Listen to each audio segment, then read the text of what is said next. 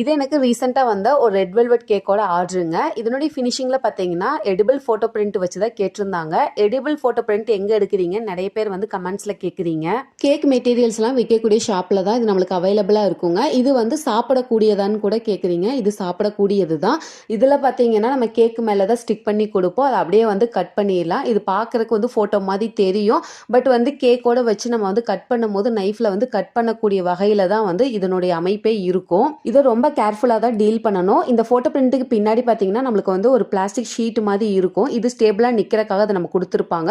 இத நம்ம வந்து கேக் மேல பிளேஸ் பண்றதுக்கு முன்னாடி ஒரு 10 மினிட்ஸ் பிஃபோர் வந்து ஃப்ரிட்ஜ்ல வச்சு நல்லா எடுக்கணுங்க. அப்பதான் அது கொஞ்சம் வந்து ஸ்ட்ரிப் ஆகி கிடைக்கும். அப்போ ரொம்பவே வந்து கேர்ஃபுல்லா மெல்லமா தான் நம்ம வந்து கட் பண்ணணும். கட் பண்ணி கேக் மேல செட் பண்ணிறணும். ஒன்ஸ் செட் பண்ணிட்டோம்னா அகைன் இத வந்து தூக்க முடியாது. பிரேக் ஆகி உடைஞ்சு போயிரும். அதுக்கப்புறமா நம்மளுக்கு பிடிச்ச மாதிரியான டிசைன் கொடுத்துக்கலாம். நான் குட்டி பையனோட ட்ரெஸ் கலர்லயே பார்டர் டிசைன் கொடுத்து ஃபினிஷிங் பண்ணி கொடுத்துட்டேங்க. இந்த வீடியோ பிடிச்சா லைக் பண்ணி